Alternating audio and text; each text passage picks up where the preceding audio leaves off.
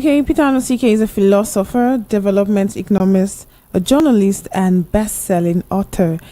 He is the author of the Dangote's 10 Commandments on Money, the book that was rated as one of the best development books in the world by Wall Street Journal.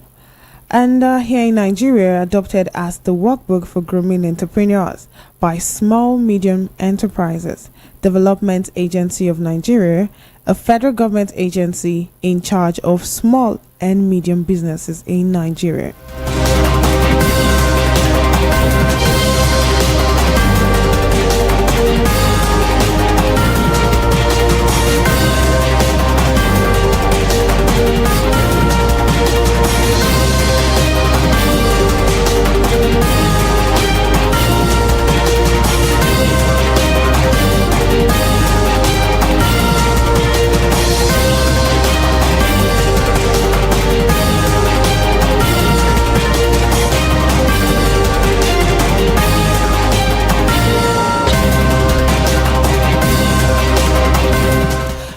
On the program today, some of the topics we'll be talking about.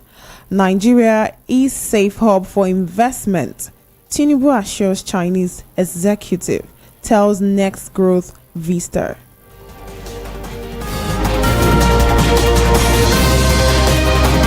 Tinubu subsidized cost of 2024 Hajj with 90 billion naira. Kashim Shettima.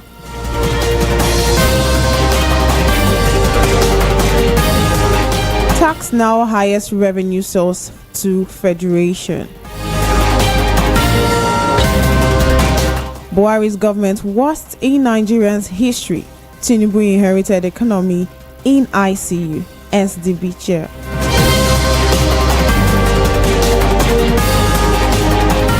Act now. Enough of continuous killing of innocent Nigerians by Headmen.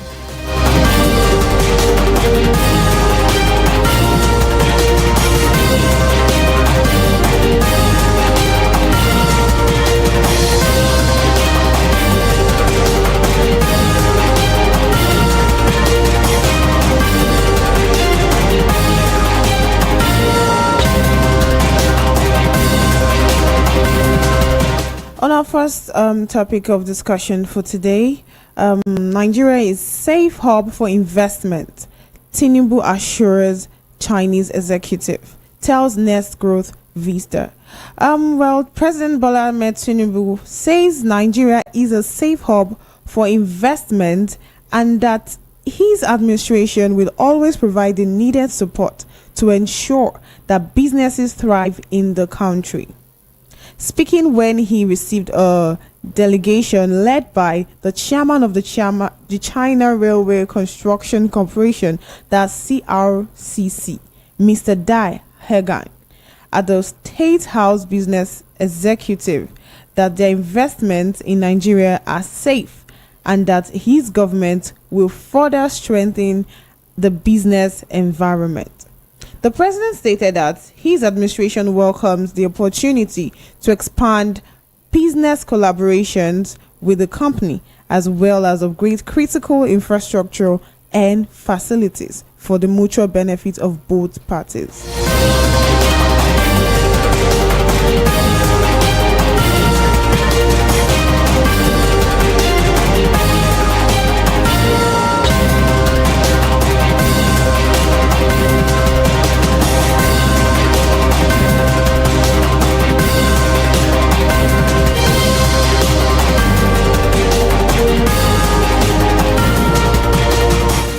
Next topic we have on our list today is Tinubu subsidizes cost of 2024 Hajj with 19 billion naira. The Vice President Kashim Shettima on Wednesday revealed that President Bola Tinubu's administration has subsidized the cost 2024 Hajj pilgrimage with 90 billion naira. Shettima made this known at the inauguration of the 2024 National Hajj operation held at the Sir Hamad Bello International Airport, Benin, Kebbi State, the capital. You may recall that this year we had a major challenge in announcing the final Hajj fare for the 2024 Muslim pilgrimage due to fluctuation in foreign exchange rates. Well, President Bola Ahmed Tinubu also worked round the clock to control the downward spiral of our local currency to bring relief to our pilgrims and other Nigerians, a move that eventually succeeded in lowering the fare. The president approved the release of the 90 billion naira to subsidize the cost of pilgrimage for this year's Hajj.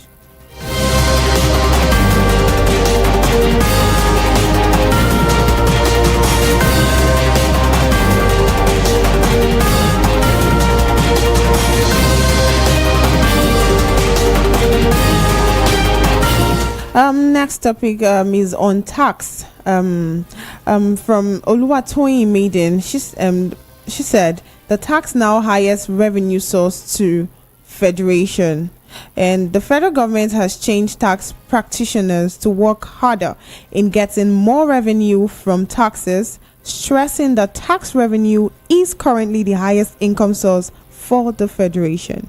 It disclosed this on Tuesday through the Accountant General of the Federation, Oluwatoyin Maiden, at the 26th Annual Tax Conference of the Chartered Institute of Taxation of Nigeria in Abuja, but with the theme Sustainable Tax, Culture and Economic Roadmap for National Building.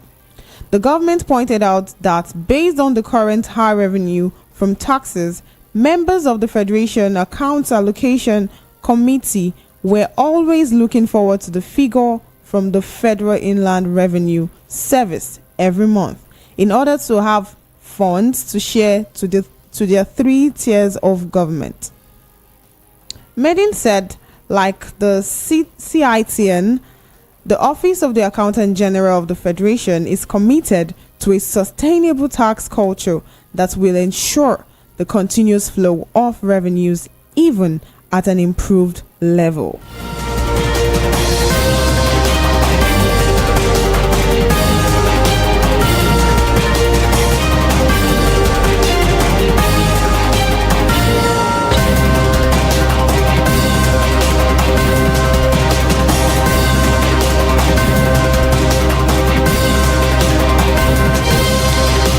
And next up is Buhari's government's worst in Nigeria's history. The national chairman of the Social Democratic Party, SDP, Shehu Gabam, has faulted the immediate past government of the Muhammad Buhari for failing to address Nigerians' challenges, accusing it of bequeathing a comatose economy to President Bola Tinubu. Buhari of All Progressive Congress, which is the APC, handed over to his party man Tinubu about a year ago. But Gabam claims Tinubu inherited a terrible economy from Buhari.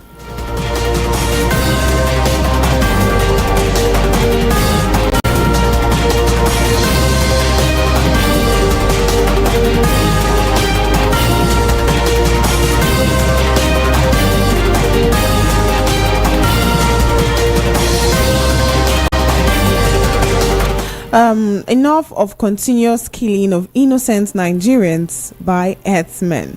The Alaigbo Development Foundation, ADF, has called on President Bola Tinubu to address the continuous killing of innocent Nigerians by Fulani Headmen in the southeast and other parts of southern Nigeria and the Middle Belt. The group wondered why these killers were never arrested or prosecuted by law enforcement agency. Disclosing this in a statement, Chief Abia Onike, National Secretary, ADF, added that serious steps must be taken by the federal government to save Nigeria from sliding into a religious war, as the consequences were bound to be very disastrous. Well, so with me to do analysis on these topics we have for today is Mr. Peter Anosike. Mr. Peter Anosike, it's good to have you in the program today. Thank you for having me. Okay. Having to start from our first topic, which was stated here, Nigeria is a safe hub for investment. Tinubu assures Chinese executive and tells Next Growth Vista. What do you have to say about this? Well, if there is a Guinness Book of Record for people who tells this thing, I feel that this one should be in the Guinness Book of Records, because it is nigh. Understand? It is 100% nigh. Nigeria business environment is not safe. So what Tinubu told them is absolute lie, because if Nigerian business is safe, we wouldn't be borrowing money from abroad. Nigerians will not be going to bed hungry.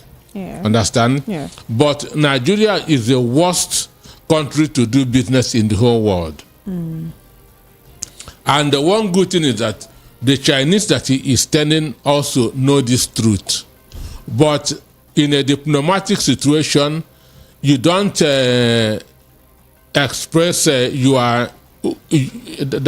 that's what you think. Yes. So whatever they tell you, you nod, you agree. But when you go home, you do what's in your mind.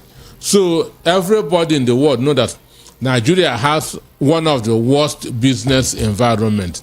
In short, our environment kills businesses. In what way, if I may ask? Our environment, that's why multinationals are leaving Nigeria in droves. So if our environment is safe, investors will be coming. Exactly. But who is coming? Nobody's coming. The multinationals that are here are exiting the country, which means what Tinubu told them is not true. Then, how many new businesses are coming up in Nigeria on a daily basis? How many new businesses? Those that are existing now are struggling. Understand me? Yeah. One, there's no infrastructure. There's no electricity. A country of over 220 million people using having less than 5,000 megawatts of electricity. Then how can there be production? So anybody telling you that Nigeria business environment is safe, it is not safe. It is not profitable. Rather, it is killing. That's why Nigeria is where we are at the moment. He didn't even mention insecurity. You cannot invest in a country where there is insecurity. You cannot invest in a country where the judiciary is complicit. You cannot invest in a country where there's no law and order. You cannot invest in a country where government officials are corrupt. You cannot invest in a country where there are no incentives for businessmen and women. So these are the parameters to judge whether a country's environment is conducive or not. So Nigeria business environment is not conducive for both local and international businesses. And these people know this thing very well. So they know that Tinubu was talking for talking sake. That's why the Qatar Minister of Energy said that they cannot invest in Nigeria. Today, go to Guinness at Obwa. What they are doing now is just skeletal services. Understand? Because they have been running at a loss for a very long time. Yes. Then the Microsoft in Ikoyi has sacked 95% of their workers. They are exiting Nigeria. Go to Abara, that used to be an industrial hub. Most of the companies there are dying. Then how can Nigeria business environment be safe? So the truth is, it is not safe. And that's why investors are not coming, and they will not come. For them to come, one, this insecurity must stop. Because you cannot invest in an area where there's insecurity. Number two, we should have a steady power supply. Okay. And what will give us steady power supply is when Nigeria begin that to have from 20,000 megawatts of electricity. But now what we just have is less than 5,000 megawatts.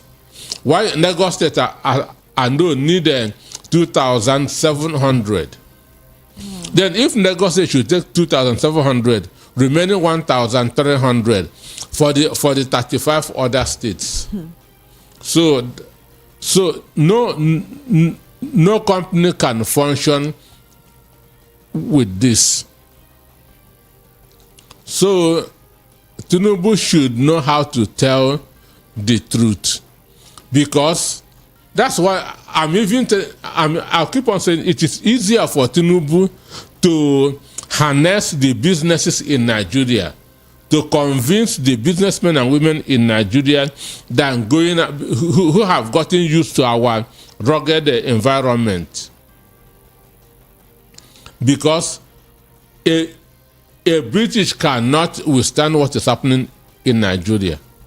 Understand me? The system at which they function over there in their country are not the same. Exactly.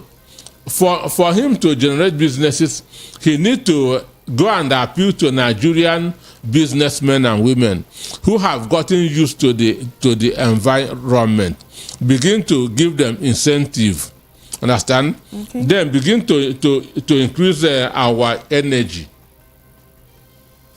This is the way that to go about it. I'm not trying to deceive people. You cannot. The world is it's a community. It's a village. They know what is going on in the country, and the multinationals that are leaving Nigeria are not living quietly. And they cannot go back to their country and keep their mouth shut. Exactly. They will tell the reason why they left Nigeria. So Tinubu should, instead of wasting his time looking for foreign investors, he should try to galvanize the Nigerian businessmen and women and tell them, we have been suffering. Let us continue to suffer. Understand? And one day things will become well, because a white man cannot bring goods here and clear his container in the port only to come to my two, and customs will arrest him. The same customs that has cleared these goods at the port will be waiting for the container at my two to extort him. Yeah. No white man would agree to that. From Tinkan to another international or to trade fair, you will pay more than 22 gangs, or understand me, yes, before you get there. This thing doesn't happen in their country, so that they cannot come to Nigeria and do business because these things, they will not understand it. Exactly. But a Nigerian businessman know that if a trailer driver is going, you have to give him money to be settling touts on the road. Yeah. You have, and these touts are so bold that they collect money from drivers in front of soldiers, in front of policemen. Yeah. Soldiers will be watching, and the tout will stop a vehicle on the middle of the road and collect money from him. And to think that if they don't give them that money, they have like a big stick in their hand to destroy. They're ready to destroy. They can break the windscreen, yeah, anything in front of soldiers. In front of, this shows you the kind of a country where we are. The touts are now more powerful than soldiers. Touts are now more powerful than policemen. I have even seen where touts are collecting money for soldiers. They will come a tout, and the soldier will be sharing money. This is your own, this is my own. crazy. So, and this is what kills businesses in Nigeria, because when the importers add all these things to their to their products, the end users is going to buy at a very high rate. Yeah. So for me, Tinubu is trying to deceive those people, but he cannot deceive them. They know more about Nigeria than him. So Nigerian business environment is not conducive for investors. If it is, Nigerians will not have been suffering.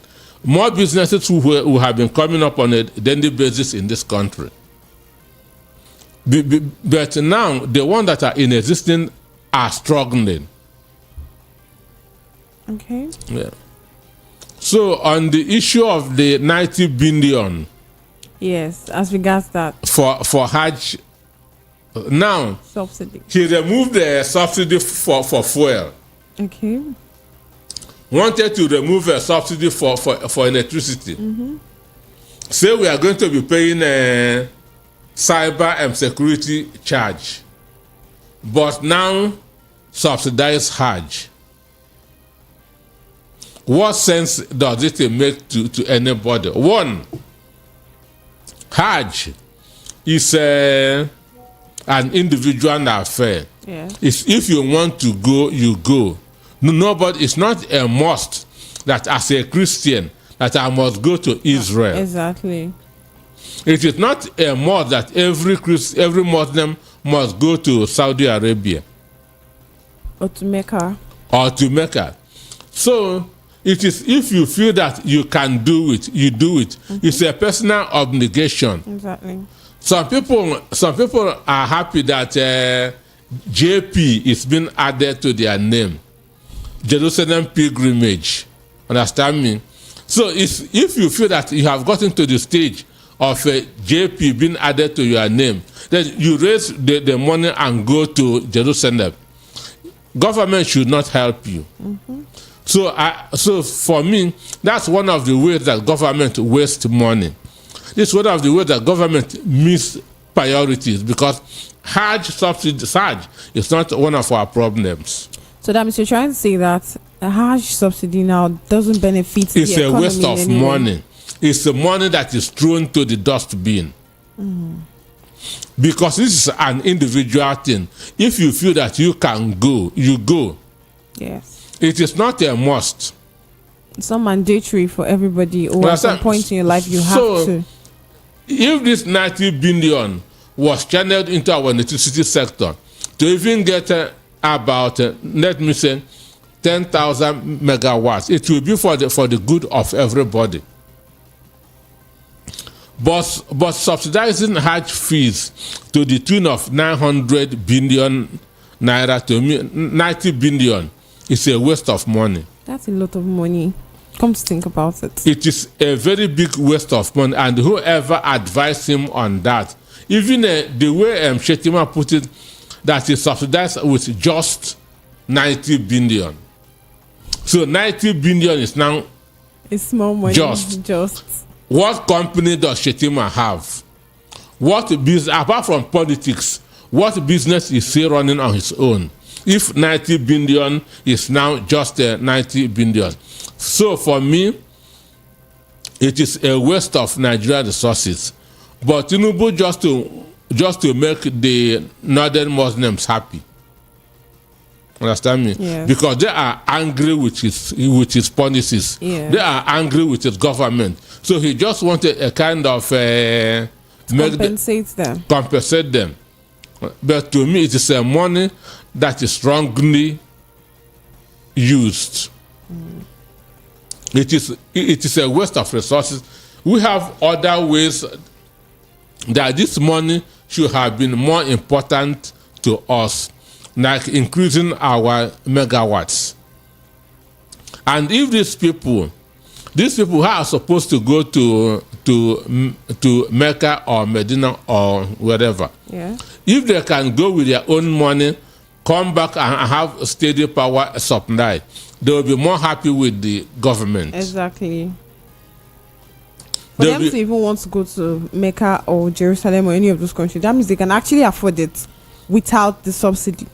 So because people can save for 20 years in order to go to Jerusalem or to go to Saudi Arabia, because they feel that it is an obligation that you must go there. Because for me, God is everywhere. I don't need to go to Israel to be a good Christian. Understand me? I don't need to go to Israel or to Jerusalem to be a good Christian. And no Muslim need to go to Mecca or Medina to be a good Muslim. Yeah. But whoever feels that he must go there should be prepared and go, not government paying for the person. Yeah. So that's why I strongly feel that it is money that went to the wrong direction. So let me quickly ask you this question. Aside the fact that, like you said, that funds could have been diverted to the electrical sector, what other sector do you think the funds could have been more impactful? One, we don't have infrastructure in this country. There are no good roads in this country. Understand me? There are no good roads in this country. Some years back, we used to have a water corporation. Yeah. It is not there anymore. Understand me? It is in South Africa. Once you land at Johannesburg International Airport, water is free. Understand me? Water is free. But in Nigeria, once you land, you buy water to drink. Oh, so you mean like bottled water or any kind of water at all? In South Africa, from Johannesburg, there water is free. There are places that you go and get good drinking water. Good drinking water, but here you start buying from the airport. Understand me? Yeah. So because why? Government is no more giving water to the people. The water corporations are no more there. So there are no roads, there are no water, no electricity. Then the question is, why do we even have a government? What is the purpose of government that cannot make life better for you? So, and this is money that should have been used to at least to achieve one thing in the country. Our refineries, I don't know what is holding it now. Understand me? If this 90 billion was channeled into the refinery, maybe it will have started working by now. Just maybe. Understand? And the people will begin that to buy fuel at least at a cheaper rate. Right. True. Understand me? What Dangote said 2 days ago is that very soon we don't have to import fuel. That's what Dangote said, because his own PMS will start coming out. But Dangote is a businessman. Yeah. Understand me? He's going to sell his own product, not government. But NNPC is going to sell as a government controlled price. Government cannot control Dangote's own price, but they can control NNPC. That's Port Harcourt Refinery and Warri Refinery. So if this money that they used to subsidize Hajj was put in our refineries or in our electricity sector, it would have been more useful. It would have impacted better to the people. Okay, so moving on to the tax part. What are your takes on that? Well, it is shameful that that they are saying that in the open, that taxes is now the biggest source of revenue, because they have sold our crude oil in advance. Before, Nigerians was dependent. Before, we had a mono economy, which is the crude oil. But now, Buhari started sending the crude oil in advance. Understand? So now, because of there's no more crude oil, it is now tax that they are now relying on. Yeah. And Nigerians are bearing this brunt. Nigerians are suffering because of this. KPMG warned that no country can tax itself to prosperity. No country can tax itself to prosperity. But the Tinubu administration think that taxes can help them to be prosperous. It doesn't work. It cannot work. Because taxes are taken away from the people, not given to the people. People, yeah. And when you are just taking, you are not giving. At the end of the day, the person that you are taking from is going to die. But I think the taxes being collected from the people are being used for what? For their benefits. Example. I feel like for the roads or whatever. Which roads have been constructed? But isn't that what the tax are meant for? Wait, Tinubu say if they remove a subsidy, that the money that they will be saving, they will be using it on other things. Officially, for the past 1 year, they have removed subsidy. The money that they have saved, what are they doing with it? Understand me? Yes. The stamp duty that you have been paying, what are they doing with it? So what this government is doing is overburdening Nigerians. What this government is doing is overburdening, because we're not even getting anything from them. Security, no way. Electricity, no way. Food, no way.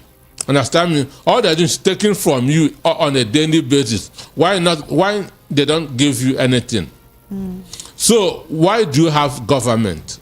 That's the question that we should be asking ourselves. Why do we have government? A government that is always taking away from us and not giving us. So it is shameful that these people cannot think of a way of growing businesses in Nigeria. It is shameful that they cannot think of a way of growing businesses in Nigeria. All they are doing is taxing the people. The people that are already overburdened, impoverished. A country where over 130 million people are in multidimensional poverty. 70 million people are in abject poverty. That's a country that they are saying that tax has become their major source of income. It is very, very shameful. It is very, very shameful. Since Tinubu came on board, he had not raised 1 naira of his own from any other source apart from taxes. Understand me? Yes. So for me, I'm not against borrowing, but you borrow to create infrastructure, and from the infrastructure you pay back. But what the Tinubu government is doing is borrowing to share. Understand me? Borrowing to share, which is wasting that money, that's putting Nigeria in perpetual debt. But if you borrow and use it and create something, from there you pay back. It is good to borrow. Understand me? But when you borrow and begin to share, you cannot pay back. Because it's not yielding anything. It's not yielding anything. So just like somebody who is doing who is doing contribution, understand me? Yeah. Then it gets to your own turn, you connect your own and go and buy furniture. Understand me? It means you keep on taking from your business to be paying for other people's own turn. Sure. But if you connect to your own, go and invest it. From that investment, you can now be paying other people. That's how it goes. Understand me? Yeah. But because most of them have never done business,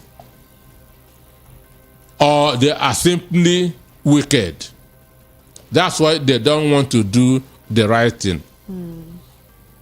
So for using 90 billion as Hajj subsidy is gross waste of resources. Because government, as I keep on saying, is for the happiness of greater number of people. If you want to go to Mecca or to Medina or to Israel, you have to go it with your own money.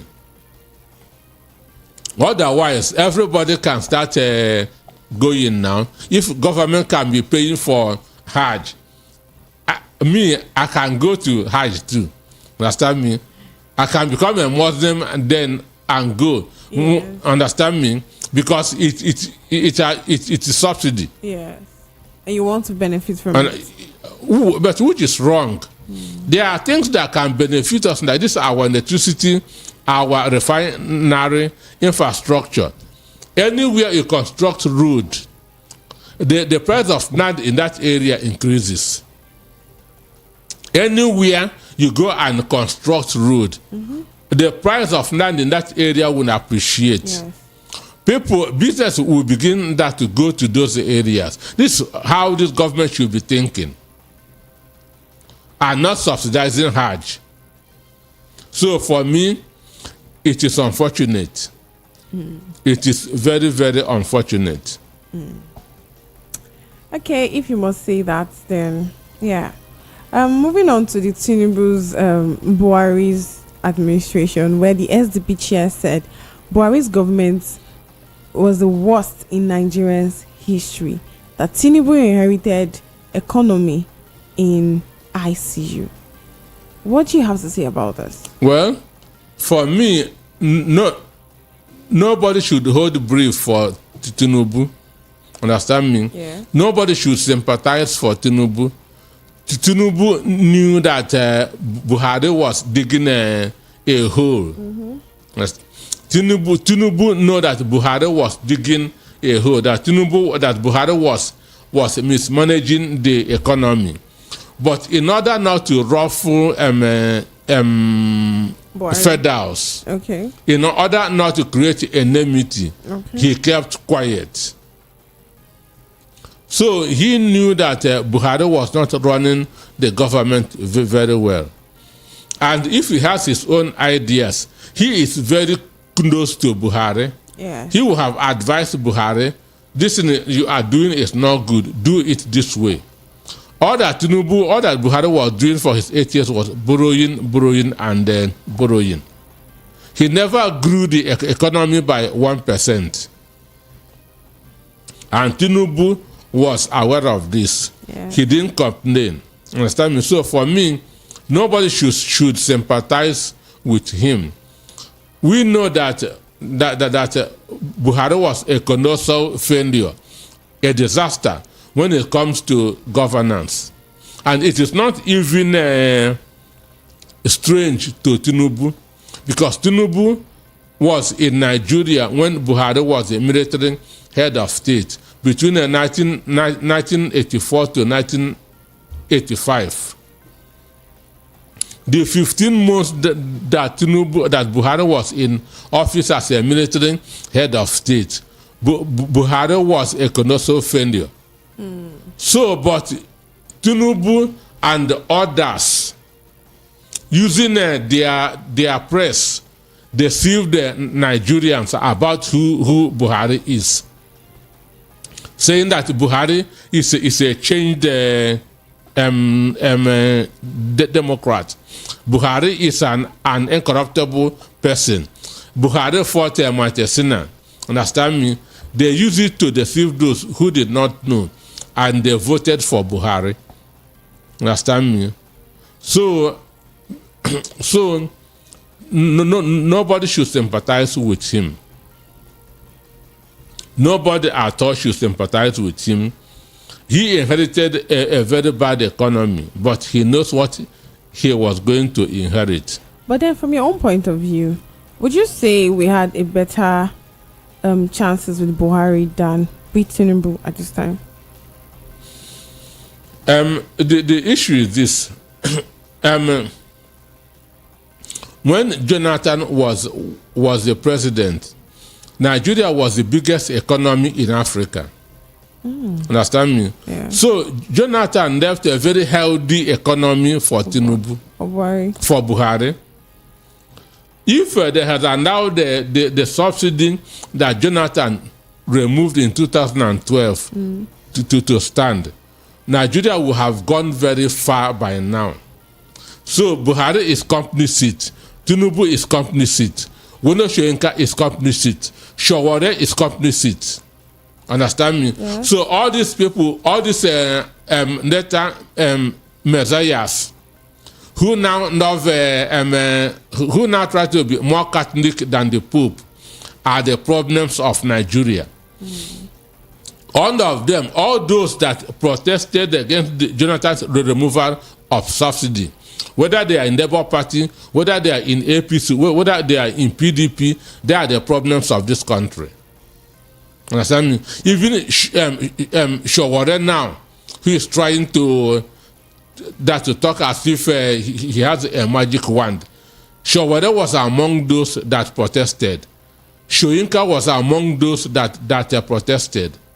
Understand me? Yeah. So that's when Nigeria meet. If Jonathan has removed the subsidy when our economy was healthy, we would not have been facing what we are facing at the moment. Okay, petrol was sitting at 85 naira. When he removed it, it jumped to 128 naira. 128. Now, but Buhari, under Buhari, petrol was selling for 400. Yes.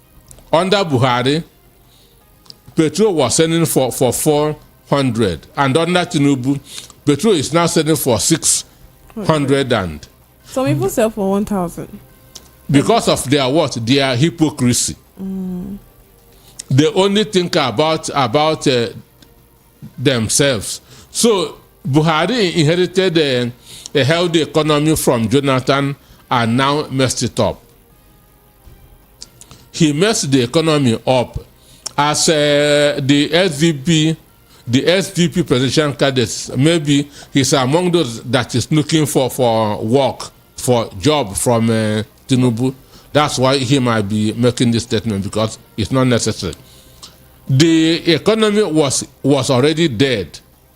Understand me? Yeah. The economy was in intensive care unit when Tinubu came on board. Understand me? Yeah. But the problem of a leader does not think of problems. A leader thinks of solutions. But Tinubu, with his own hand, worsened it. Understand? Yeah. Tinubu, with his own hand, worsened it. I said on this program some time ago that Nigeria economy was suffering from malaria under Jonathan. Understand? Yeah. So Buhari inherited the economy when it was suffering from malaria. But Tinubu inherited it when it was suffering from HIV. Wow. Understand me? Understand me? So, but instead of trying to manage that HIV, Tinubu now added diabetes. So that means it's hard to cure. So, which means that is what is happening at the moment. So Buhari, what Tinubu should have done is to try a way of reducing the cost of governance. Understand me? What Tinubu would have done is find a way of reducing the cost of governance in order to save money. But he is running a bogus economy, and there's no money. That's why he is taxing Nigerians on a daily basis. But if he can reduce the cost of his government by 50%, he will save money and now begin to kind of invest in the country. That's invest in infrastructure, invest on creating an enabling environment. So that's the way to go. So what he said is true, but as I said, nobody is supposed to pity Tinubu. He knew that the economy was very, very bad under Buhari, but he just wanted to achieve what Awolowo couldn't achieve. Awolowo wanted to be president, he couldn't be president, and he wanted to be greater than Awolowo. That's what is happening now. So as a person, he has achieved his life ambition, being the president of Nigeria. So whatever is happening is none of his business. Yes, he has achieved his own personal ambition. Interesting. But then during the Buhari regime, since you said he had the upper hand because he inherited like a very healthy economy from Goodluck Jonathan, right? Yeah. So what was it in your own explanation? What do you think he could have done differently? No, there's nothing that he could have done. In the economy, he is zero. Oh. In the economy, Tinubu is zero. Understand me? Yeah. Then he appointed the incompetent people. Okay. And left them there for 8 years. Understand me? He appointed one, he doesn't know. That is number one. He does not know. Number two, he appointed incompetent people. And seeing that they are incompetent, he left them there for 8 years. Wow. All his ministers served for 8 years, which you understand me? Because he cannot measure their performance. So he doesn't know who is doing well and who is not doing well. Yeah. And that's what happened. And Tinubu was there as the national leader of APC. He doesn't want to tell Tinubu Buhari that things are going wrong. Because he doesn't want Buhari to be angry with him. So he just wants to close his mouth and make sure that that Buhari will hand over the ticket to him after his tenure. Okay. To our last topic that we have to discuss on today. Now we've seen that the ADF has come out to tell Tinubu that enough is enough of continuous killing of innocent Nigerians by headsmen. Now, before now, we've always heard about headsmen invading farmers, invading farms in the east and southeast and doing all whatnot. What do you have to say about this? Well, about I may not be exact. Other a month ago, some Fulani terrorists, I want to use that word, terrorists, went to Uzo 1 in Enugu State. Okay. And killed some people, about 18 people. Understand? Okay, for what reasons is that? Normal thing now. Normal thing. Understand? Some people are just killed for killing sake.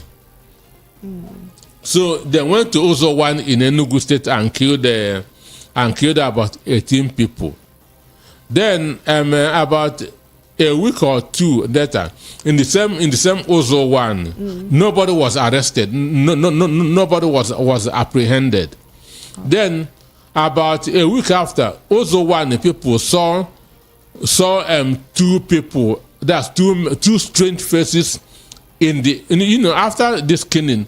Naturally, there should be tension. Yes.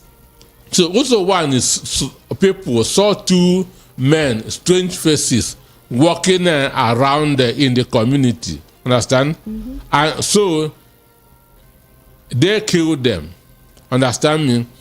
It was later discovered that these two people were policemen but on mufti. Okay. Understand me?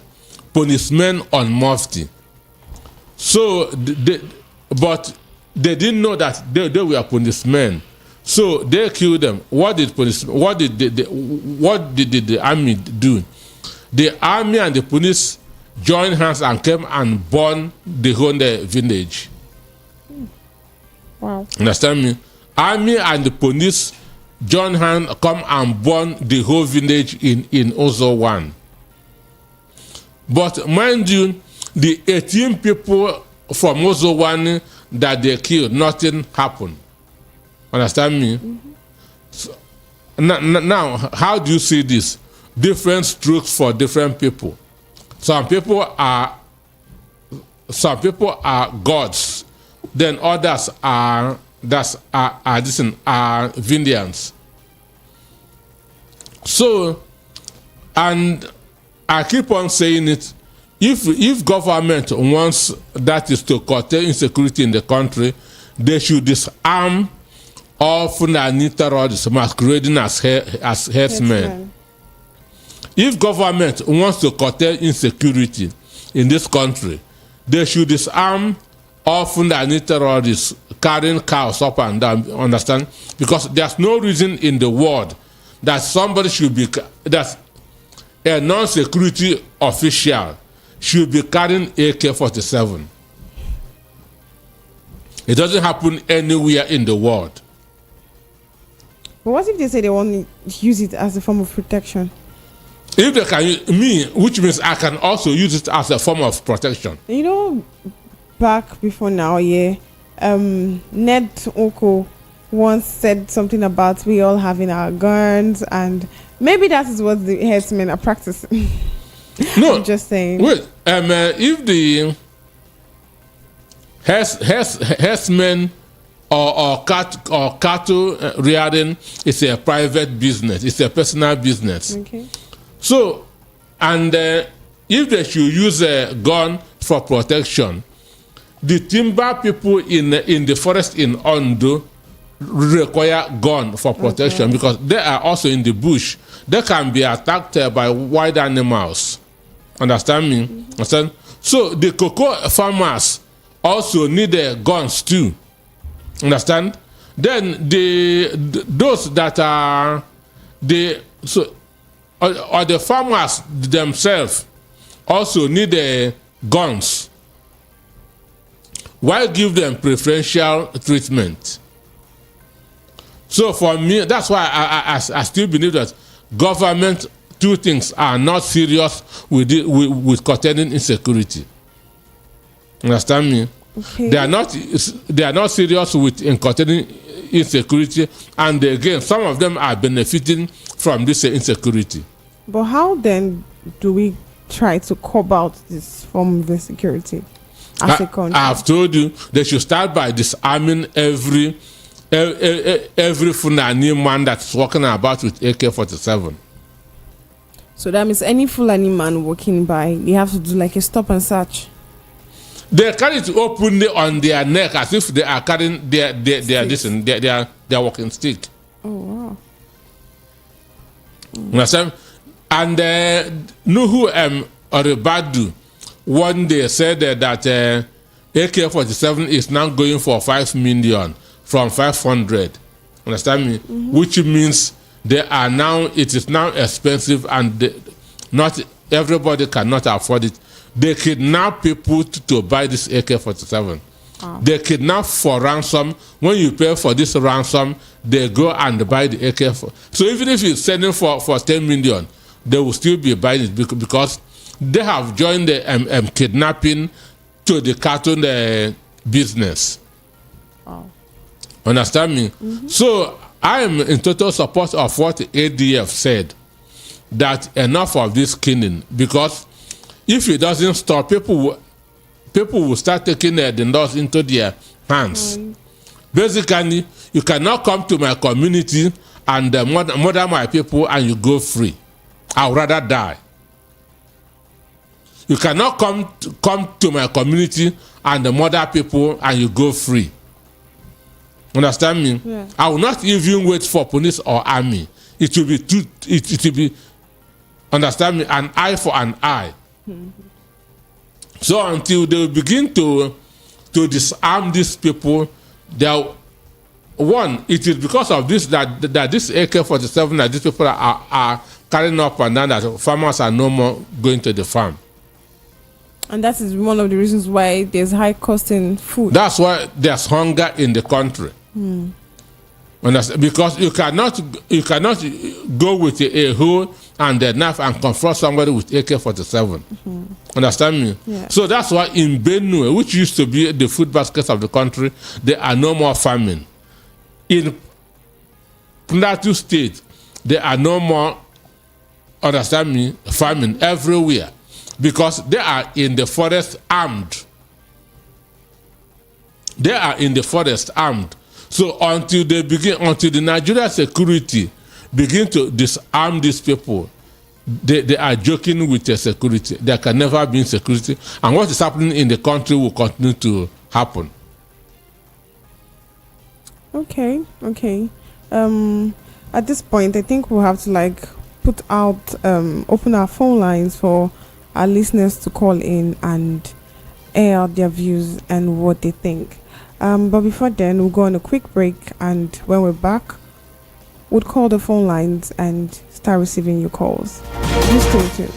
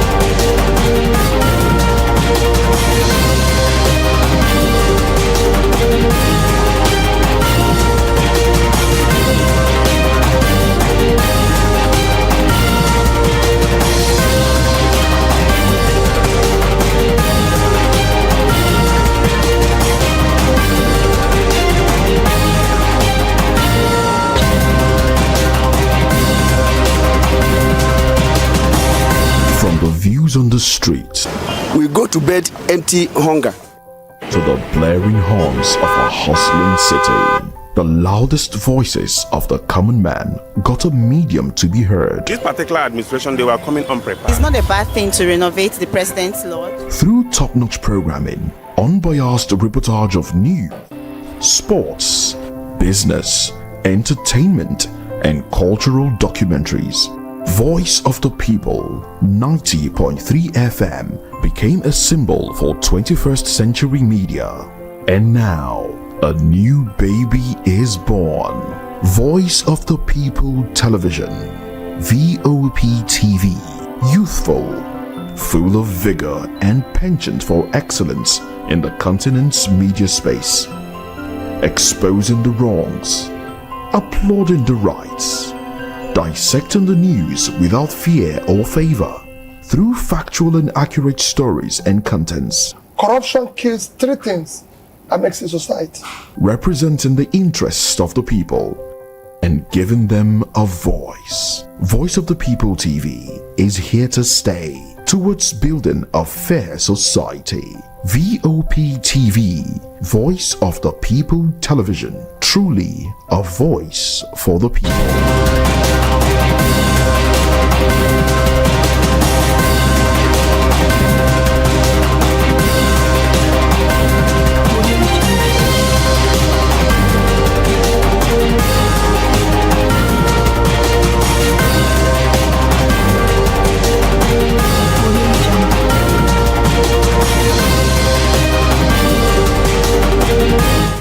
Welcome back. I promised to call the phone numbers when we come back, and here are the phone numbers to call: 0700 903 903 903, 0700 903 903 903, and the number to reach us on WhatsApp is 081 717 56338, 081 717 56338. We have a call here.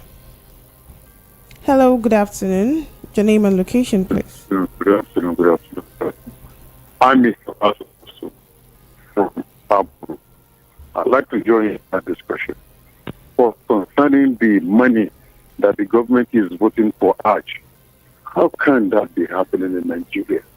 We have a lot of religion in Nigeria. We have Muslims, we have Christians, we even have pagans.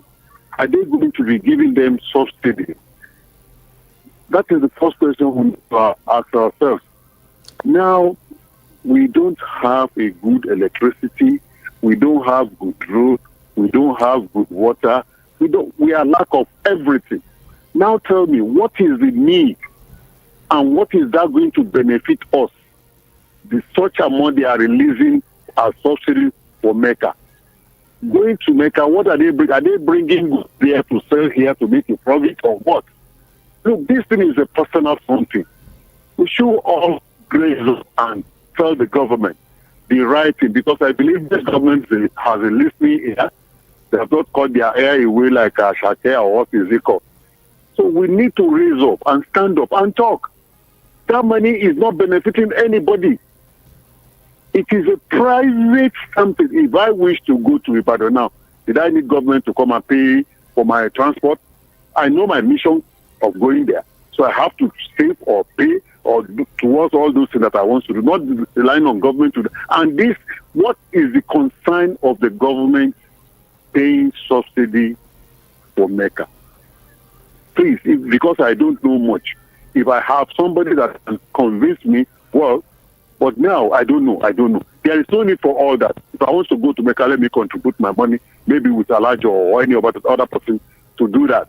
It is not the concern of the government. Okay, tell me, if I want to go to Jerusalem, is government going to give me money? Are they going to subsidize it? Look. That is why some people don't want to vote us, we APC, that guy, Muslim something. So this, Hello, which is not supposed to happen. Okay. So please, let us raise our voice up. I'm a Muslim, I'm an APC man. But what government is doing, if it is not right, we should all please tell them that this is not right. Concerning the Fulanis, the end will still come to that. Because I cannot just open my eye now, you come and kill my people, and I will have gone, I will not respect. So I don't know. This government needs a good advisor. Despite the Buhari regime that has wasted all our money doing railway to Nigeria without profiting us at all, I don't see the reason. There is a lot of places to do rain something. What are we benefiting from Nigeria? And the ministers, what is it called? Zero to Miamishi, they are just there with Buhari wasting that money. Now you get the money, you don't put it on business, you share money, then how are we going to pay that debt? Please, I need somebody to convince me on that.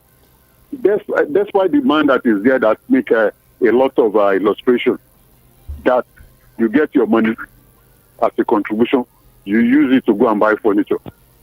Then tell me, where are you going to get it? You will be taking that money from your business to pay. But if you put that money on your business, it will yield some money that you will use to pay out your debt and do some services again. So to me, we need to plead and to beg the governing us to please have a God. There should be godly man, somebody, because I don't see it's a waste of money. I rest my case, please. I rest my case. All right. Thank you so much. We have another call coming in.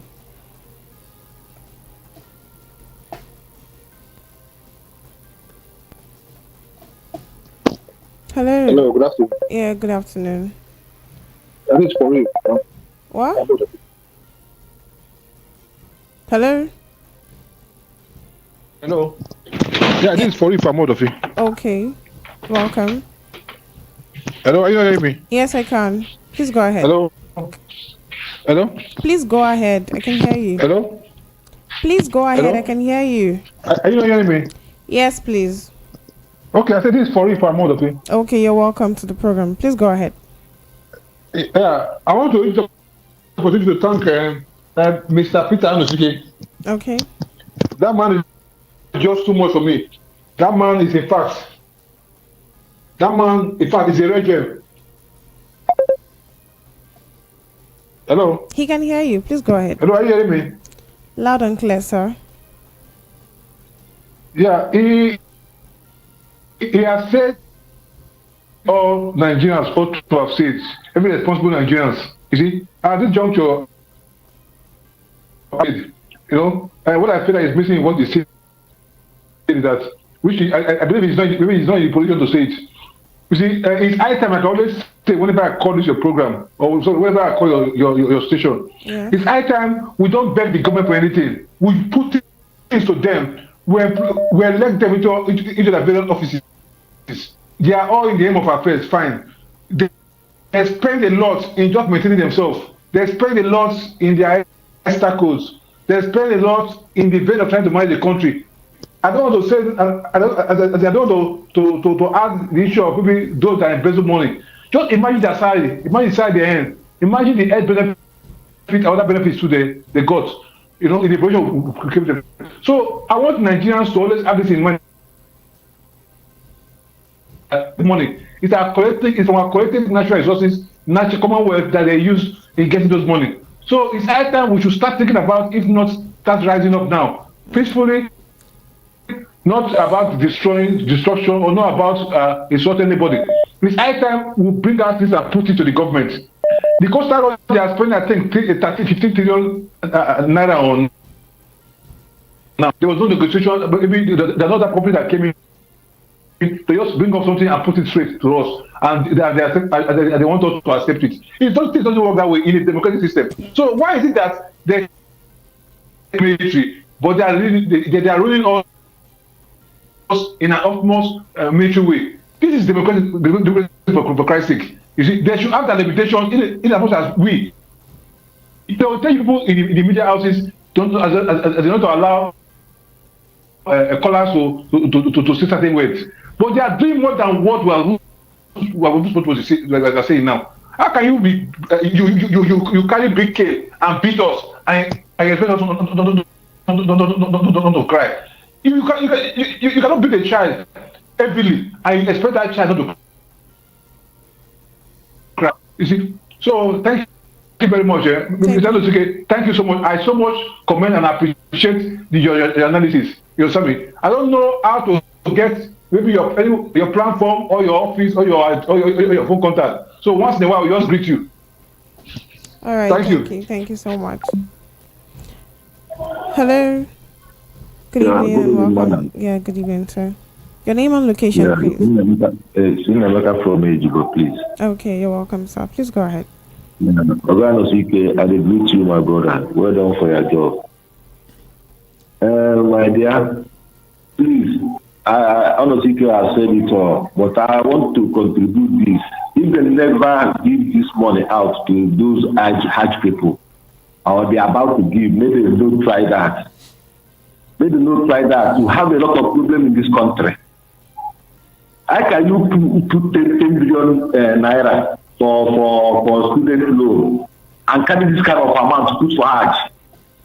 What that Hajj will bring for us? What is it going to give us as a benefit from what the money we invest? Okay, that the individual waiting the that senator. He said we are the people that made them to be corrupt. They are forced to be corrupt. We are telling them today. We are telling them today that this one we are not going to accept it. This particular one, no Nigeria will accept this. Then to allocate that money to education or health. Then they don't carry that money go waste. Why every day they wake up? Now what they will put attention on Nigeria? That's what they are doing. Is it a time for us to be a Nigeria people? That leaders cannot think for the masses anymore. Some people are going to Hajj, which is private, individual choice, and right. Then my taxpayers will be consumed for that.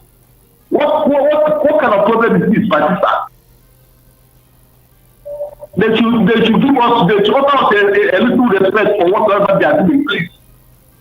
If they want us to disable the way they want to, every day they are trying to convince us to disable.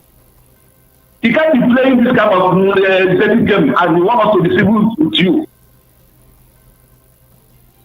That's why I'm apart. These people that in this one is talking about the man hereditary Indian economy, whatever.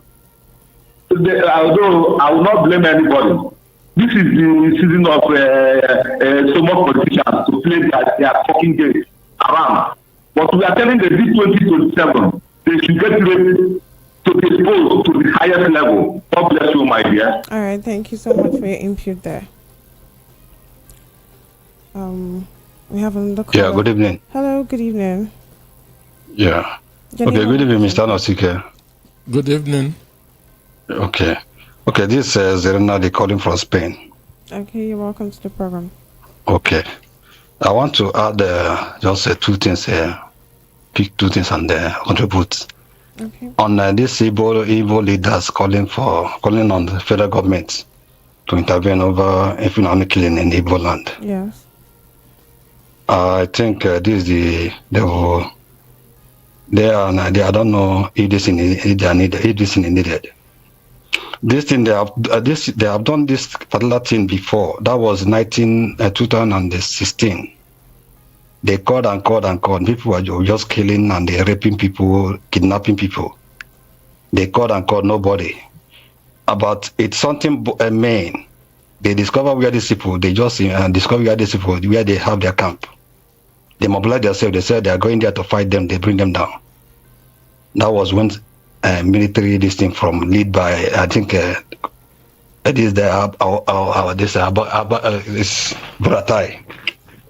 They went and picked those boys and seized those boys for months. Before women, they would just when they found out that nobody was talking even about the guys. Women went and protested in Owerri. Rogers would pick all of them. These people are killing, and nobody was even interested. Until when people just mobilized themselves, they said enough is enough. They did this thing. And they keep, after that, went to Ozawani and kill this thing. Buhari did not do anything. Before Nandi Carlo decided and this rise of this thing, the birth of this Eastern Security Network. After all these things, the devil mind just condemned this thing and after that they called them terrorists. It was the devil mind, not Buhari. And these same people now, after that, instead of them to take action, Igbos are not known for this, eh? If they find out there's and even if in the afternoon, the one that walk, they will just fight them before. That was when the Igbos have a brave men as leaders, not this time. We have cowards. Calling on federal government, they will keep calling. Sorry about that. It's calling on federal government, they keep calling and calling until they finish our people. Let them take action. Then, and on this, I find it funny on the combined team of soldiers and this thing went and attack a village in this thing. And it was also one, isn't it? Also one. Yes. And the same week, this week and since 1 month now, I've been listening to this voice of the people. Every time they keep killing in Castina, northern side, killing military people. Nobody. Is that this our leaders? They say start taking this. Is the governors? I don't know. They should be ashamed of themselves. These people are just killing in this northern. Nobody. They have never seen anybody to go and they raise just attack a village. But look at the one in the Delta State. They went and after months, the governor was only to call Tinubu and attack him for sending soldiers away after killing people. Oh God! Because the kind of people we have now, you see, nobody can just attack this. The one that's happening in north. So now it's in the east. Once it's in the east, in the south, not apart from the southwest, they will just come and remember that they have army. They have people to come and attack. They should keep on. Then you see lastly. The one of this Tinubu inherited all these things that the person just tried to. I don't know how to place it, what to say. Tinubu, because of Tinubu was a part of Buhari government. Buhari was said he would just say when he was campaigning. It was only Tinubu campaign for him. He did not promise anybody. Tinubu campaign that dollar will be 1 to 1 with naira. He campaigned all these things. Buhari did not mention anything. He said he just even he will be only spending only 4 years. At the end of 2018, Buhari said that he will contest again. Tinubu said, no, it can't happen. They went to Cote d'Ivoire. When Buhari was in there, they said, I think, in one meeting in the Cote d'Ivoire, Africa Coast, Tinubu went and they sat there, and after that, before we heard of this Bolivar, this is not van that they went to this thing. If you call Buhari to investigate him now about this thing, you show that Tinubu will be involved. So they should not just give anybody the capable hands to this. Let Tinubu resign today. Give capable hands to handle Nigeria. So I'll just give you 1 month, one year.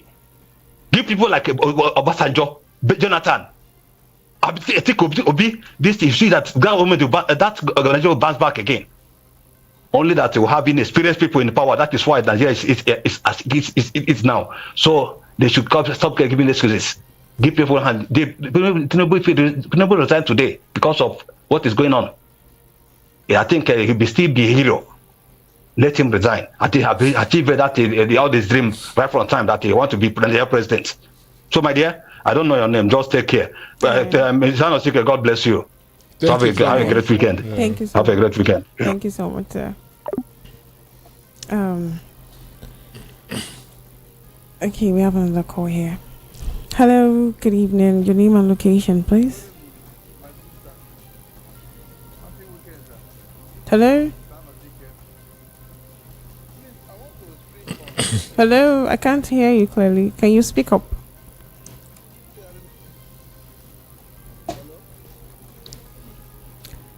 Okay, we have another call. Hello, good evening. Hello, good evening. Yeah, good evening. Your name and location, please. My name is Chibu. Okay. Where are you calling I'm from? calling from Yanekwaji. Okay. I'm calling from Yanekwaji. Okay, please go ahead. Hello, madam.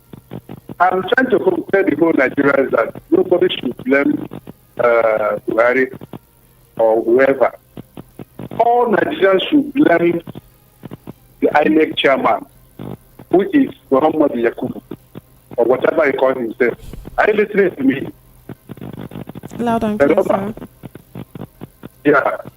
It was the INEC chairman that imposed this our president, Bola Tinubu, on us. Ahmed Tinubu never win an election. I was expecting Nigerians to raise up to the occasion and drag this man to international court, who is the INEC chairman, Mahmoud Mohammed, whatever he calls himself. He was the person who imposed Tinubu on us. The high time the whole Nigerians will raise up and crucify this idiot called INEC chairman. Please, now Nigeria will move forward. Words. So I'm sorry, but madam, but the thing is painful. Tinubu never win any election. Now, how do you expect Tinubu to transform Nigeria? He came to power through illegality. With the help of this, what we call the INEC chairman. Let Nigeria rise up now and fight this demon called INEC chairman. He is the problem of Nigeria, and he will remain the problem. He will remain the problem of Nigeria until that man is removed. Remove the INEC chairman now. The National Assembly should vote out the chairman of INEC now. If they want Nigeria to move forward. Thank you. All right, thank you.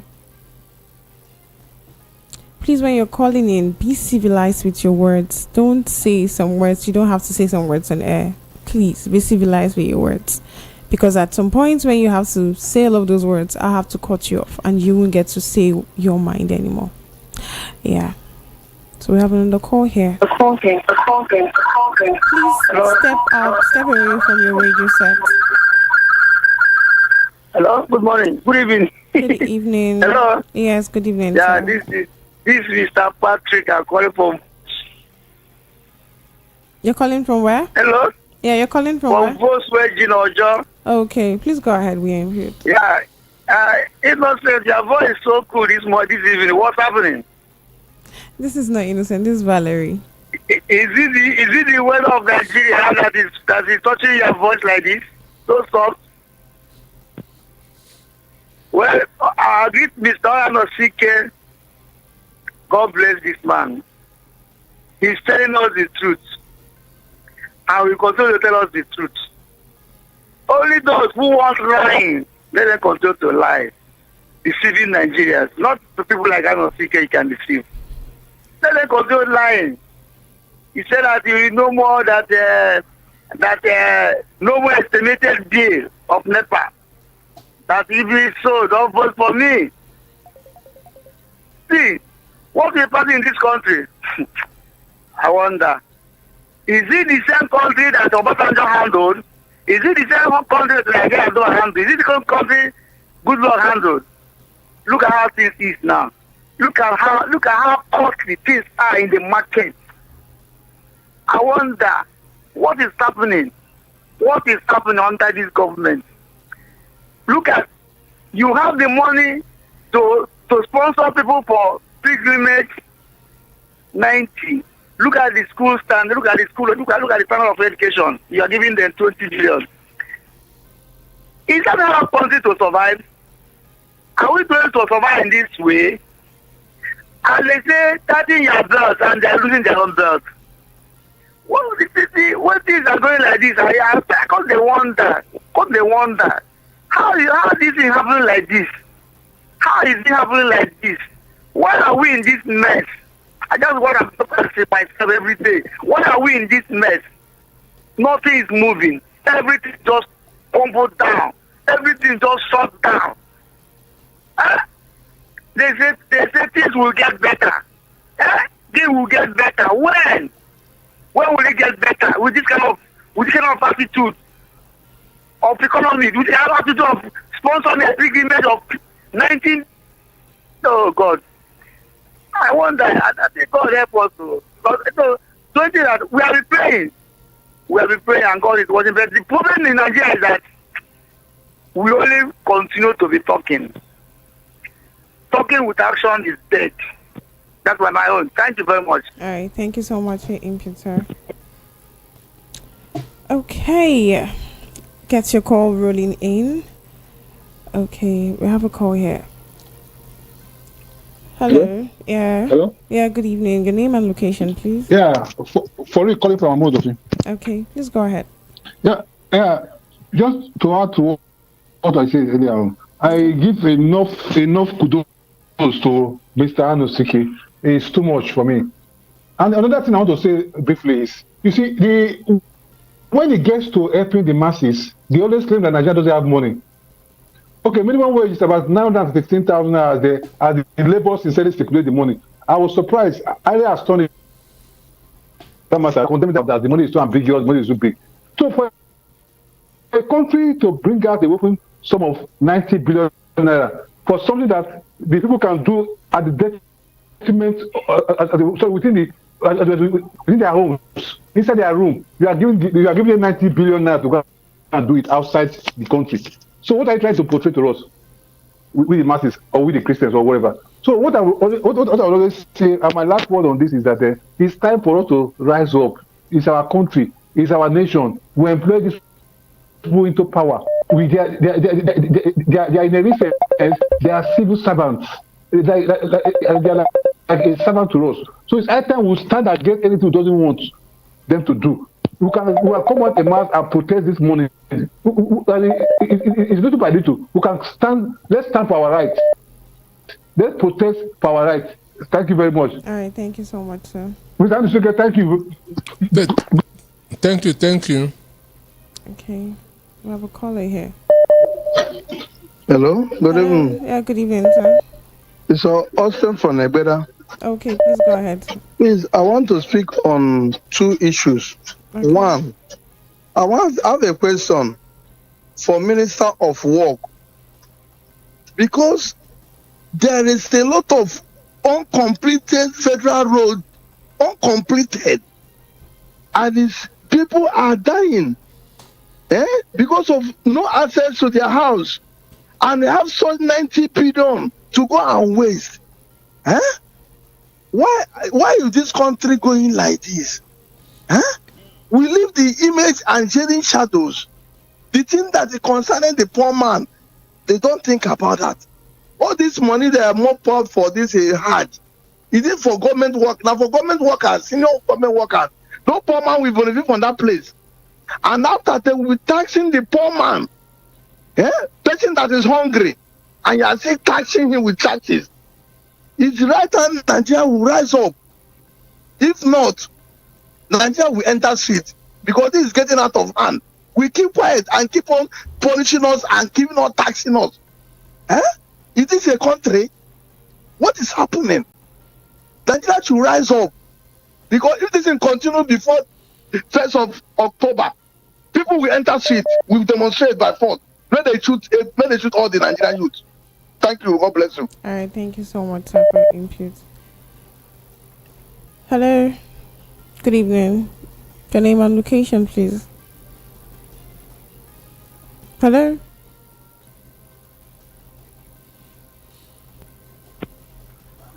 Hello. Good evening. Good evening. Yeah. Good evening. Your name and location, please. I'm calling from Mission. Okay. Please go ahead. Hello? Can you hear me? Yes, sir. Loud and clear. Please go ahead. Okay, I'm calling from Mission area in Lagos. Okay. I have something two issues. Please, can you be audible? Number one Audible, is, can you hear me? Yes, please. Okay. Number one is the issue of death penalty.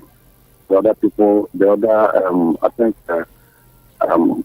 Senate have, or House of Rep have raised the issue there. There's one of the representatives there that said if one can steal up to 1 trillion, then we have to jail that person or to put the person into the same area, the same angle with those other criminals. I'm asking, is 1 trillion, does it mean that Nigeria is properly a criminal or what? If you can steal up to 1 trillion before they will not sentence the person to death penalty, that is number one. Then the other one is hello? Yeah, please go ahead. I can hear you. Okay. So, the other one is this killing all over Nigeria. Based on the news I got this morning, I heard that another Headmen has attacked the community again. Does it mean that there is no security in Southeast or what? Does it mean that Nigerian government are not hearing those things? Killings every day. Does it mean that they doesn't know those people that are perpetrating those things? Igbos are not Nigerian. Please, Nigerians need to answer me because I don't need to answer. I don't need any answer from you. Nigerians will answer. All right. Hello? Yeah, I can hear you. Okay. Thirdly, is the leadership of this country. People are lamenting, crying. I don't know the word to use. That this and that, this and that. I don't know the whole approach here. If Nigerians rise up today, saying no to all this rubbish will stop. All these things will still stop. How many people are they going to kill? How many people are they going to kill? Please, go ahead. God bless you. God bless Nigeria and bless you. All right, thank you so much. Thank you, sir. Okay. Hello, good evening. Hello, good evening. Yeah, your name and location, please. Yes, Mr. Peter, good evening, sir. Good evening. Okay, my name is Joval. Okay. Yes, I'd like to say that in as much as we are not happy about what is happening in Nigeria, in as much as people are airing their views on air, please, the caller who called and spoke ill, calling the INEC chairman names, I did not expect that call would have finished before you yanked the caller off. But all the same, please, let us convey our thoughts professionally. We love this radio station and we don't want anything evil to happen to this radio station. So my thought is very simple, Mr. Peter. What happened in the Enugu State is actually heartbreaking. And I wonder why Nigeria is so reactionary in everything and being proactive. Our security forces, they are supposed to be proactive in every way. Please, Mr. Peter, I want you to remind me. You remember when this new administration started, the security chiefs, one said he's a tiger, the other one said he's like a lion. Where are those tigers? Where are the lions now? What are they doing? The other time, the one said he's like a tiger. He feel like he wants to devour the animals. Talking about insecurity and those who are non-state actors. Where is the man? I'm not hearing from him again. Then the president himself, John Ketty, looking for businesses outside of Nigeria, like you rightly said, sir. When the businesses in Nigeria are all collapsing on daily basis, SMEs are nowhere to be found. The other medium enterprises are all of that. Banks are shutting down. Workers are traveling off this country, running to become slaves in other countries. I don't know why the president keeps trying for foreign investors or FDIs when the ones that are in Nigeria can no longer try. If you've enumerated things properly, sir, the electricity is not working, security is not there, agberos everywhere. So who will come and invest in a country like Nigeria? Even as we are making this call now, I am seeing them collecting money from truck owners who are passing their goods. In fact, they have descended into collecting money from common bus drivers, those who are bus drivers that are conveying people like to the north, to the middle belt, including those who are into delivery services now. It is terrible. Are we going to survive as a nation? Things are skyrocketing, nothing is working. And we have somebody who is in charge of this country. As we are making this call, even the governor of Lagos State is hearing us. Let him do something about it. At least, if Lagos is supposed to be an excellent state or center for excellence, a center for excellence cannot be harboring people who are doing this type of thing on the road. You bring in foodstuff into the state, for you to offload, you pay heavy money. By the time it finds its way into the market, you will now hear that a paint rubber of garri is 4,000 naira. A paint rubber of rice is 8,000 naira or 6,000. How will people survive? And common minimum wage.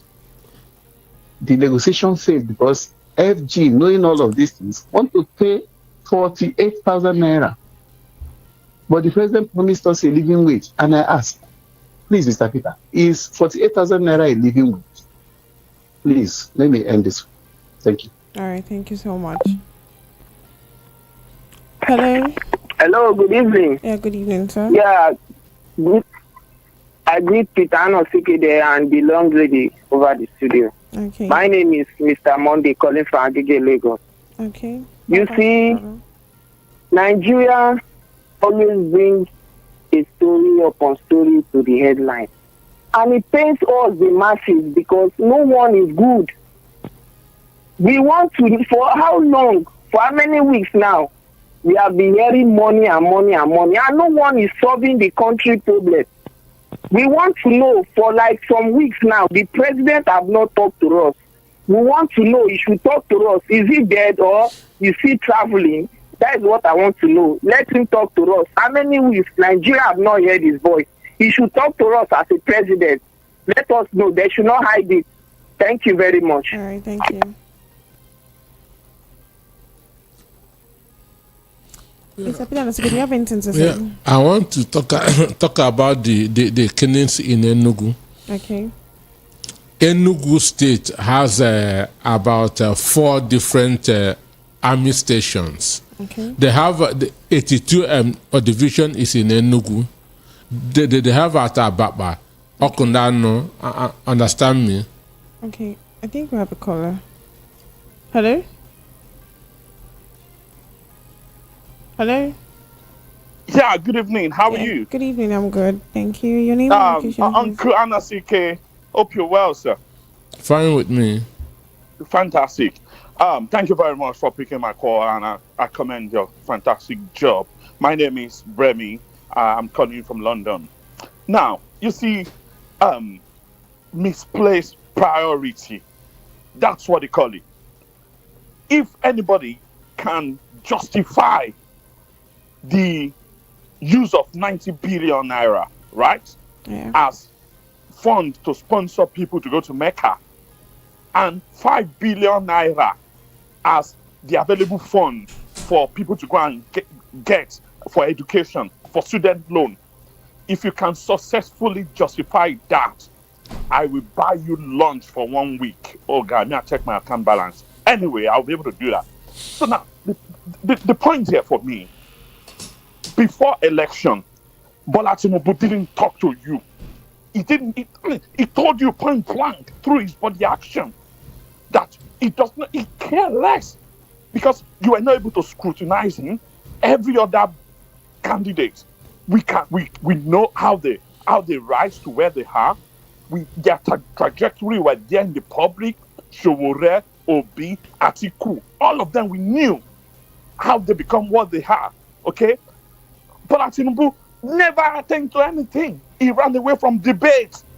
Now, one of our brethren said we should blame INEC chairman. Uncle, I beg. I know they blame INEC chairman. I believe the election was rigged. However, a lot of people still voted for this guy.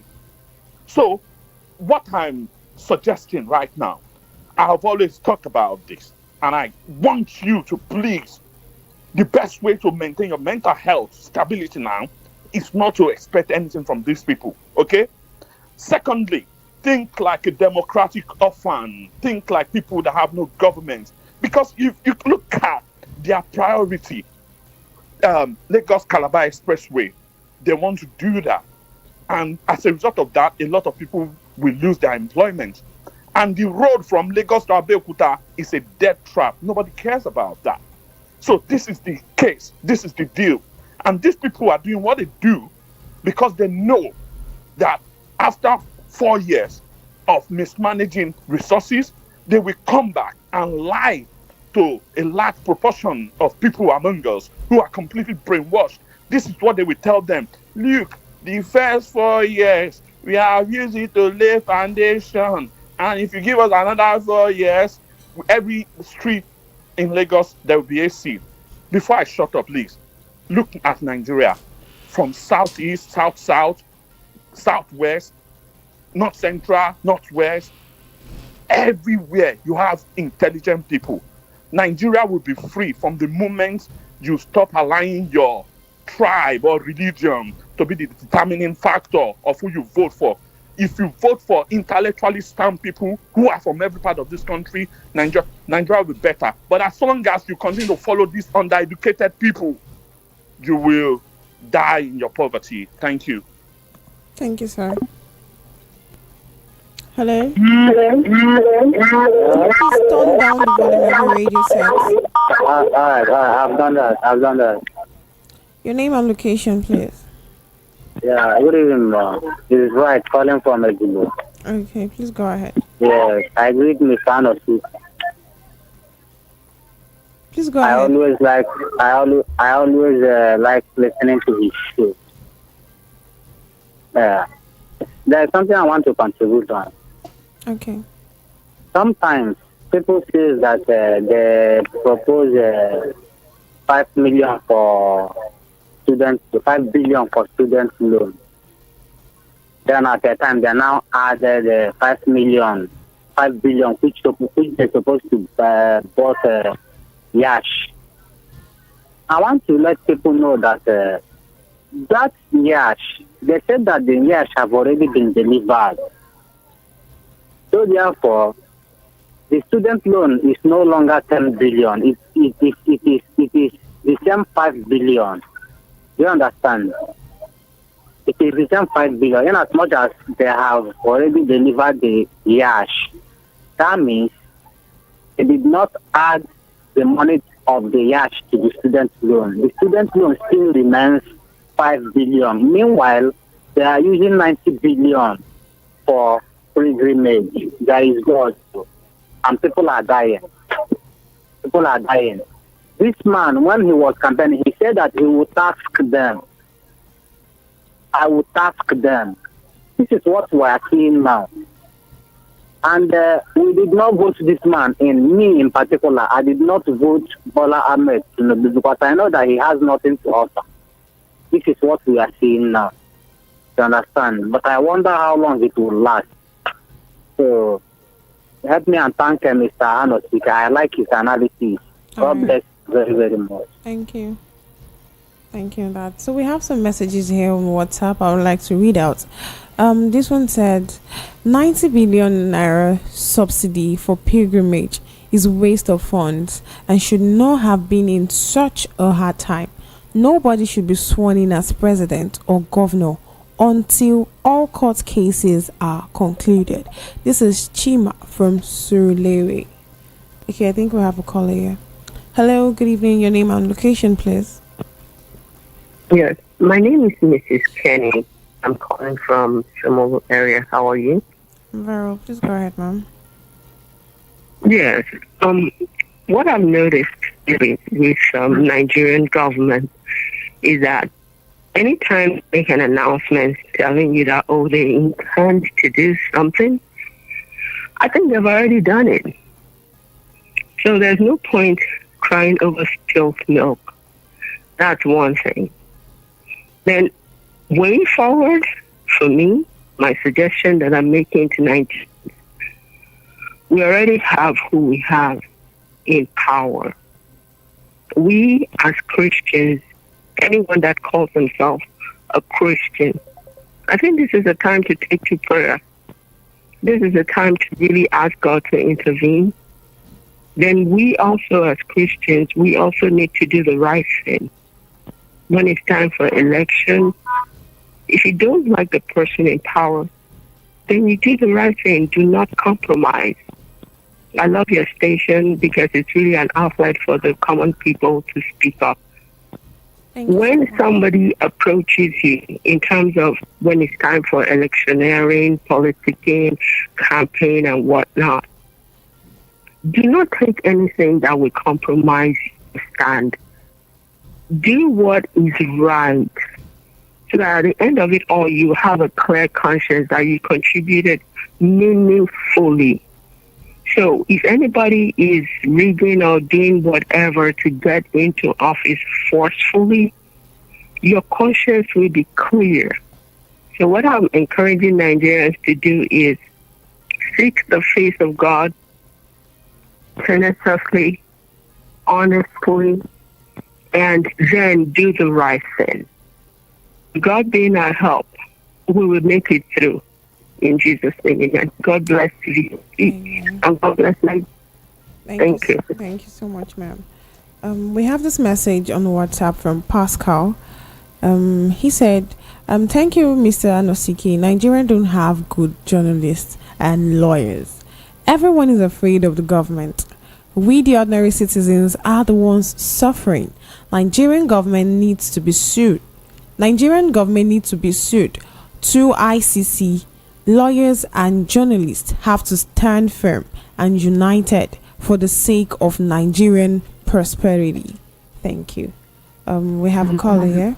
Hello, good evening. Hello? Yeah, good evening.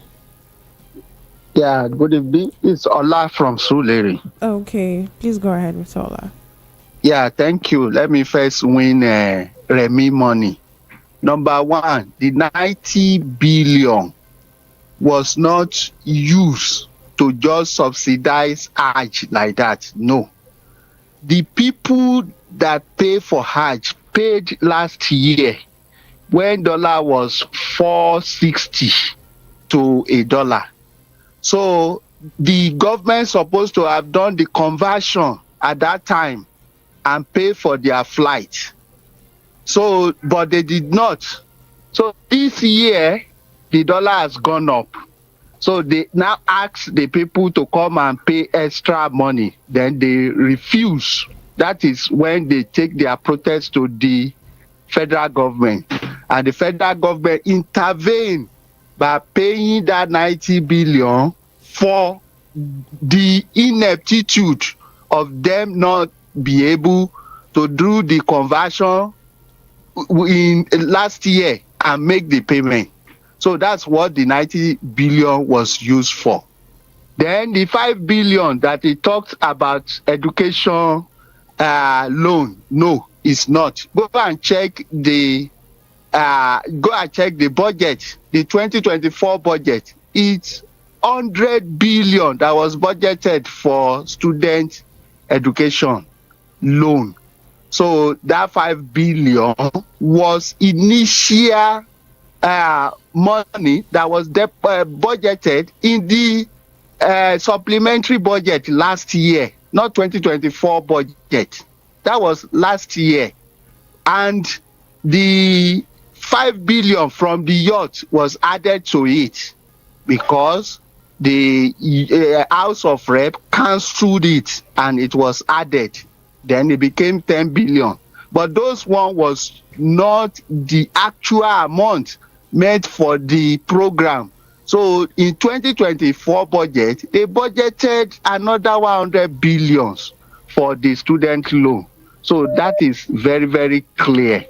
And people should try to check it. So Remy, you should send my own money for the 1 month, 1 week that you want to use to feed people. Thank you. Thank you for your input. We have this message here on WhatsApp here. The person says, good evening. The same people that clapped for Buhari and told us we are going to make money from the Nigerian Maradi railway construction are now back to praise the coastal highway to poverty. How much have we made on the railway? I think the coastal highway is for the Eco-Atlantic because it's all about the selfish interest of the politicians. Imagine a poverty-stricken company sponsoring people to Hajj with borrowed money. This is from Chief Udo. We have a call here. Hello, good evening. Good evening. Yeah, good evening, ma'am.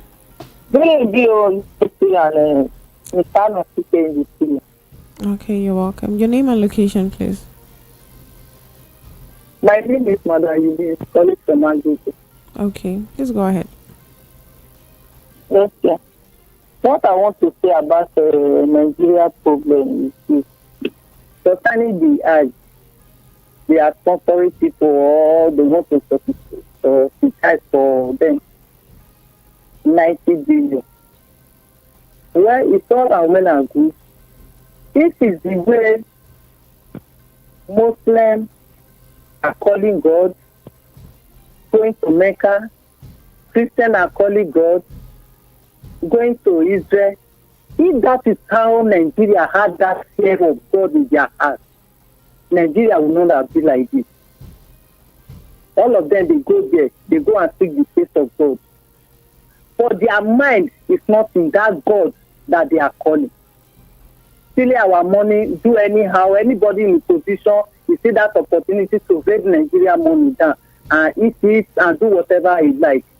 And they are starting, they are going to Hajj, they are going to Mecca, they are going to Israel to pray. We are running headquarters here from one church to another. But that spirit of God for we human beings in Nigeria to have that fear.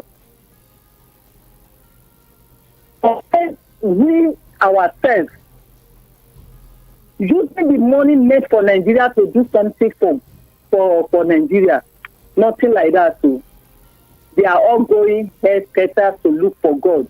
Whereas God is in their domain, telling them to do the right thing in their own country. That those countries they are running to is human being. God did not come down to make those countries be a better country for their own people to live. Well, it's all well and good. Anyhow, President Tinubu wants to rule us. Well, may God just survive everybody. As we are now, we don't know what to say again. People are hungry, no money, no food, insecurity everywhere. Well, all right. Thank we you leave so everything much, for God. Thank you, my sister. Yeah. God bless you. Amen. Thank you, Ma. We have this message on WhatsApp. This is a lot actually. So this person said, Okay, yeah. The person says there is this saying: when a purpose when a purpose of a thing is not known, abuse abuse or misuse is inevitable.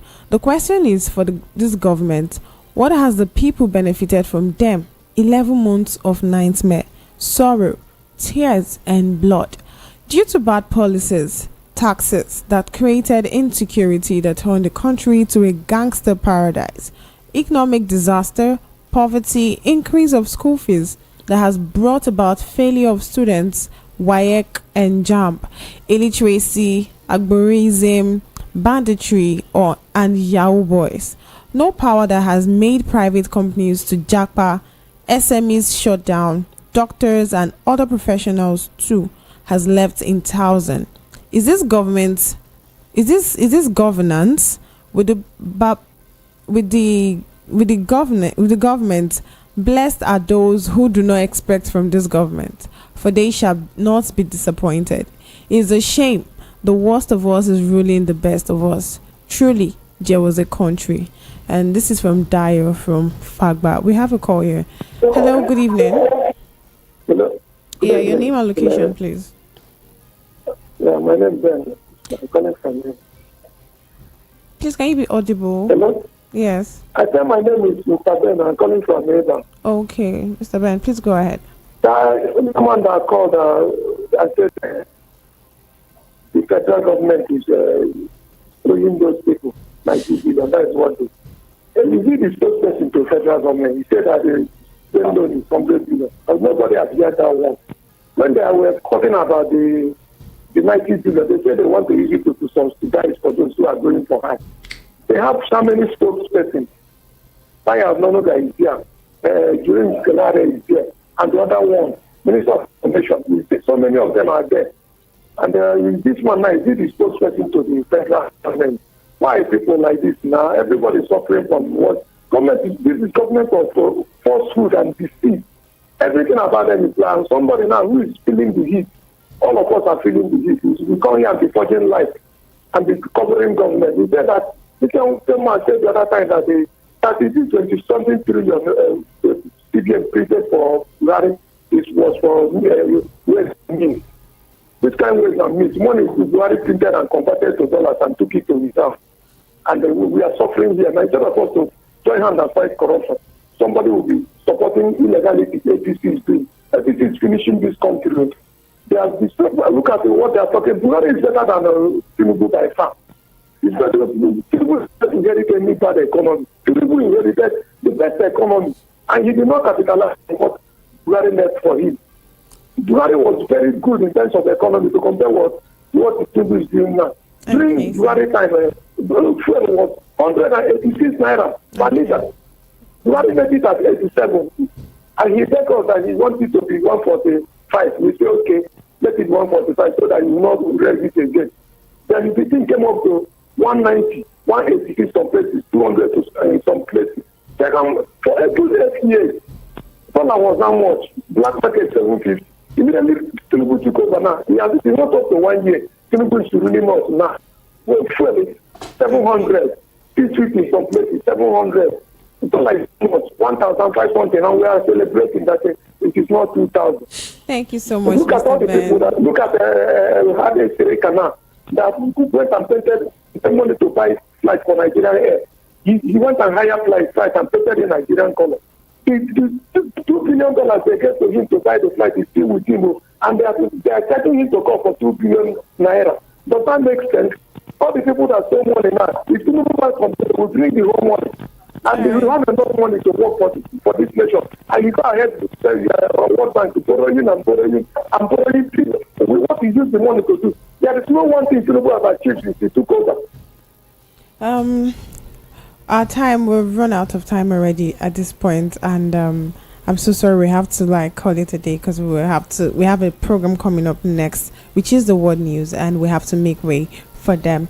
Thank you all so much for listening and for your input on the topics we lay down today, and we are back on the radio here, same time, same station, next week Saturday. To stay tuned.